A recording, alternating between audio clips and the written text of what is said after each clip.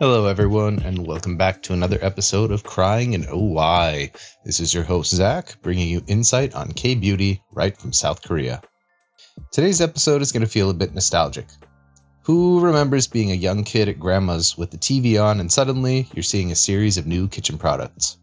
That kitchen scissor that had the built-in cutting board, knives sharp enough to cut through steel cans but still keep an edge to cut through a tomato. Slap chop guy, you're going to love his nuts! Alright, the last one was technically from an infomercial, but you get what I'm talking about. Today's agenda is all about home shopping in South Korea. I was shocked at how popular it is here. To me, as I said in the intro, it just kind of makes me think of my grandma. I've never purchased anything from home shopping networks, and I probably never will. And yet, to my surprise, home shopping is still massive in the US. I won't get too deep into the US side of things, but I will say that there is news recently about a brand called Celavi and their Glow Caviar Ampoule being sold on HSN in the US. So if you're interested in that, you might want to check it out. But I digress. Back to the important things. Reason why you're all here. That's the South Korean side of things. Home shopping is huge here. In South Korea, home shopping isn't just a retail format. It's a high-stakes, high-glamour media industry. The Big 7 TV home shopping operators recorded a total transaction volume of approximately 19.5 trillion Korean won, which is about 14.6 billion US dollars in 2024. 41% of traditional home TV shopping viewers are aged 60 or older here. And the big spenders here are typically women in their 40s and 50s. They're the target for high-margin items like functional cosmetics, like anti-aging, health supplements like red ginseng, and designer-style fashion sets. Viewers often keep the channel on as a background noise while doing housework. A sold-out Mae-jin alert is a psychological trigger designed specifically to break their routine and make them grab the phone. There's 7 major channels here. Right around here, I'm going to post on the YouTube video so everyone can see a complete list of the major 7 broadcast channels that do the home shopping. But we'll get through this pretty quick. We'll talk about the important ones here, like CJ OnStyle. This is the trendsetter, and they focus on their premium branding for fashion. GS Shop, which is the logistics king. They do daily essentials. We have the luxury choice at the Hyundai Home Shopping Center. And as you can see here on the YouTube channel, there's a couple others that go along with this. And right now, while these TV networks are pulling in billions, there's actually a bit of a margin crisis going on. They pay upwards of 70% of their broadcast revenue back to cable providers just to keep their channel numbers. And while these titans fight over channel numbers, the real money right now is moving to the palm of your hand through live commerce. This is the fast-paced younger sibling of home shopping. It started quite small, but has since become a $25 billion industry as of 2025, currently boasting a CAGR of approximately 13 to 17%. Live commerce holds a whopping 5 to 10% conversion rate on average, with some sessions hosted by more popular stars reaching upwards of 20 to 30% conversion rate. It's insane. Currently, there's 3 major platforms that are hosting these types of live commerce streams. Our first one is Naver Shopping Live. This is the titan. It's huge. It holds the largest market share by leveraging Naver's search engine. It's the everyone platform, where even small local farmers stream from their greenhouses. Next is Kakao Shopping Live. This is the curated boutique. It's integrated directly into Kakao Talk, which is used by 90% or more of Koreans, and it focuses on high-quality, premium, curated broadcasts rather than volume. And the third is Coupang Live, the disruptor. And this they use their rocket delivery, which is a next day or even dawn delivery, as their secret weapon. If you buy during the stream, it's at your door before you even wake up. So, who is using live commerce? It actually goes in the opposite direction of home shopping.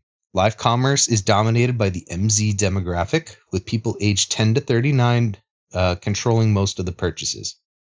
These streams aren't just an opportunity to purchase, though. It's like a social event. Live streams give customers a chance to socialize and talk to other waiting customers. A stream with 50,000 viewers may see upwards of 10,000 comments per minute. This demographic focuses on authenticity and fun in their purchases. They need a connection to their host. It's the same reason mukbang was so popular here. It's a way of connecting to others in a busy world. And while we're on this topic, I'd also like to take a minute to point something out about consumers in Korea. And that's that, especially when it comes to skincare, and there's kind of a region trap related to this. A majority of beauty pop-up events take place in Seongsu-dong, which is fairly central to Seoul.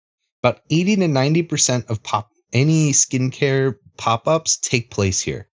But what about people who live in Busan or Gwangju or Daegu, areas that are super far away from Seoul?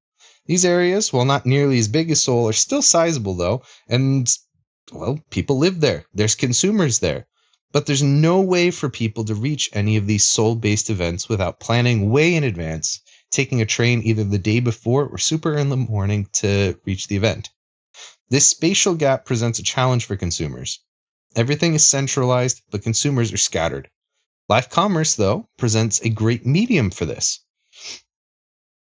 It's not exactly the same, but it still provides an experience and an opportunity for consumers to participate and interact with the products they enjoy.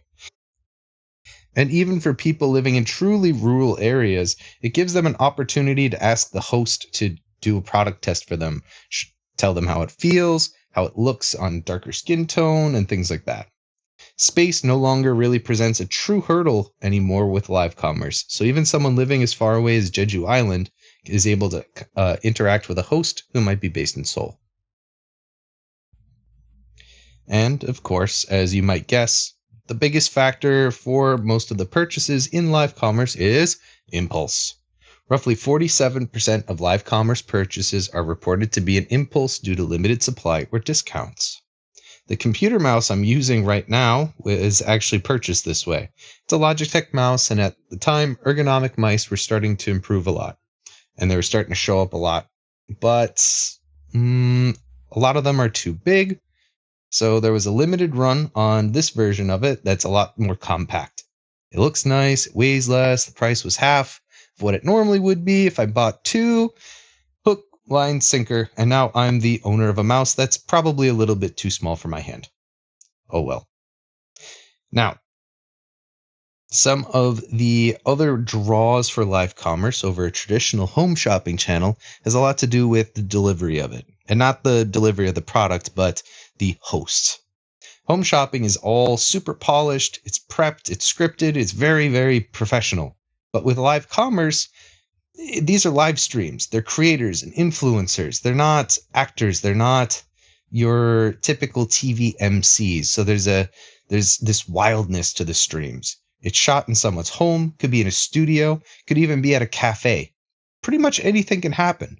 And a lot of the time, any equipment being used is realistic as well, making it seem more personal and less detached.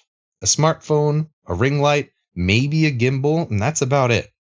And this system is great for the hosts. Top-tier influencers in the sphere can make hundreds of thousands per year through commission-based models, usually taking home 10 to 20% of the sales they make during their time slots. Also, with the advent of AI, it's possible to keep these platforms up and running forever with AI hosts, such as two famous ones named Rozy and Lucy.